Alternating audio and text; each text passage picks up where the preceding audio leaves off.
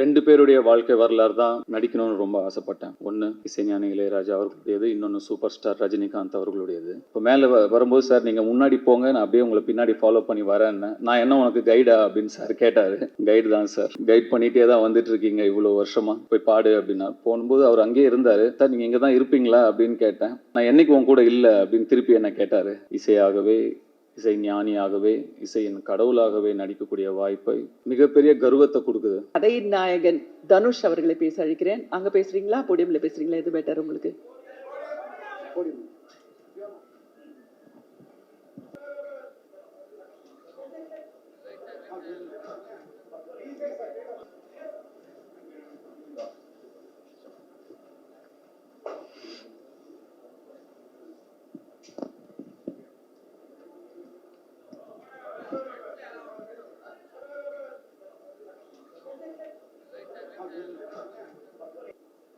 இசைஞானி இளையராஜா சார் அவர்களுக்கும், உலகநாயகன் கமல் சார் அவர்களுக்கும், என் நண்பர் வெற்றிமாறன் அவர்களுக்கும்,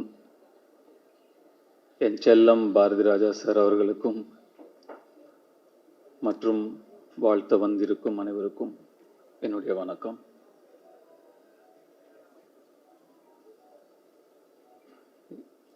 எண்ணம் போல் வாழ்க்கை அப்படின்னு ரொம்பவும் நம்புறதும் அடிக்கடி சொல்றதும் உண்டு.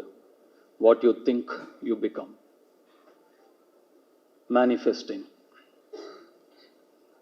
நம்மள பல பேர் இரவு தூக்கம் இல்லைன்னா இளையராஜா சாரோட பாட்டை அப்படியே கேட்டுட்டு எதமா மெய் மறந்து தூங்குவோம். ஆனால் நான் பல இரவுகள் இளையராஜா சாராவே நடிச்சா எப்படி இருக்கும்னு என் மனசில் நடிச்சு பார்த்துட்டு படுத்துட்டே இருந்திருக்கேன், தூக்கம் இல்லாமல். மேனிஃபெஸ்டிங். நான் 2 பேருடைய வாழ்க்கை வரலாறு தான் நடிக்கணும்னு ரொம்ப ஆசைப்பட்டேன். ஒன்று இசைஞானி இளையராஜா அவர்களுடையது, இன்னொன்று சூப்பர் ஸ்டார் ரஜினிகாந்த் அவர்களுடையது. ஒன்று நடக்குது. இது எனக்கு மிகப்பெரிய கர்வத்தை கொடுக்குது. இந்த இடத்துக்கு வர முடிஞ்சது, இந்த வாய்ப்பு எனக்கு கிடைச்சிருக்குங்கிறது. நான் இளையராஜா சாருடைய ரசிகன், பக்தன். அவருடைய இசைதான் எனக்கு துணை, மை கம்பேனியன். இது எல்லாருக்குமே பொருந்தும். அதை தாண்டி அவருடைய இசை எனக்கு ஒரு நடிப்பு ஆசானும் கூட. எனக்கு நடிப்புனா என்னன்னு தெரியாத காலத்துல இருந்து இப்போ வரைக்கும் ஒரு காட்சியை படமாக்கிறதுக்கு முன்னாடி அந்த காட்சிக்கு தகுந்த மூடில் இருக்கிற ஒரு இளையராஜா சாருடைய பாடலையோ பிஜிஎம்மையோ கேட்பேன். அந்த இசை அந்த காட்சியை எப்படி நடிக்கணும்னு எனக்கு சொல்லும். அதை அப்படியே உள்வாங்கி அந்த காட்சியில் நான் நடிப்பேன். வெற்றிமாறன் ஒரு சில தடவை இதை பார்த்துருக்காரு நான் பண்ணுறத.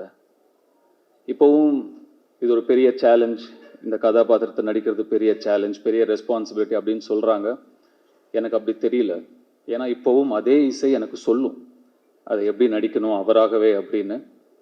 ஸோ இப்போ மேலே வரும்போது சார் நீங்கள் முன்னாடி போங்க, நான் அப்படியே உங்களை பின்னாடி ஃபாலோ பண்ணி வரேன்னு. நான் என்ன உனக்கு கைடா அப்படின்னு சார் கேட்டார்.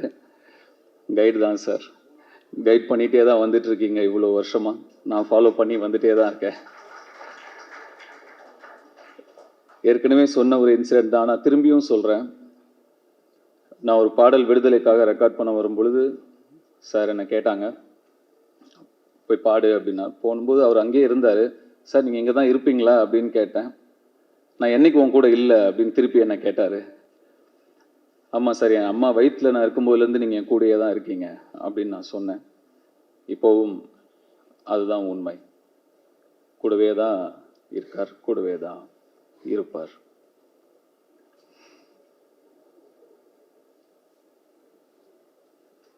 நிறைய விஷயங்கள் பேசணும்னு நினைக்கிறோம். ஆனால் நம்ம முன்னாடி நிறைய பேர் பேசுறதுனால நிறைய பாயிண்ட்ஸ் நம்ம யோசிச்சுட்டு வந்துடுது, போயிடுது.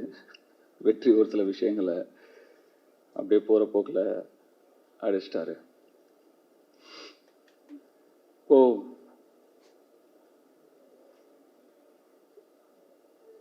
ஒரு ஆர்டிஸ்டாக நான் ஏதோ எனக்கு கிடைச்ச ஒரு மிகப்பெரிய அங்கீகாரமாக நான் நினைக்கிறேன். அந்த அழைப்பு இளையராஜா சார் கிட்ட இருந்தே எனக்கு வந்தது. இன்னும் எனக்கு ரொம்ப சந்தோஷத்தையும் நெகிழ்ச்சியையும் எனக்கு கொடுக்குது. இசையாகவே, இசை ஞானியாகவே, இசையின் கடவுளாகவே நடிக்கக்கூடிய வாய்ப்பை அந்த சிவன் எனக்கு கொடுத்துருக்காரு. அதை நினச்சி ரொம்ப நெகிழ்ச்சி அடைகிறேன்.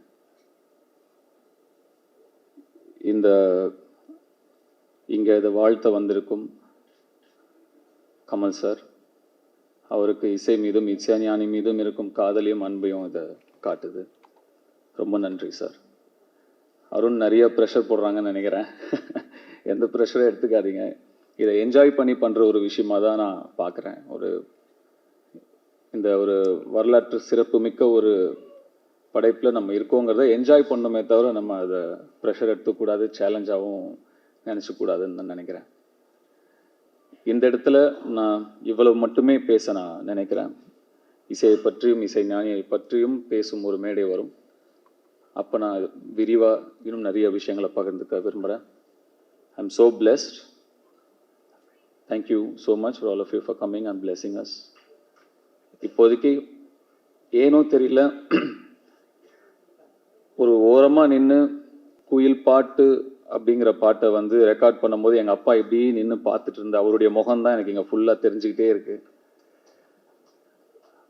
இங்கேருந்து போகும்போது அவருக்கு ஃபோன் பண்ணி நான் கண்டிப்பாக இதை நான் பகிர்ந்துக்கணும்னு ஆசைப்பட்றேன்.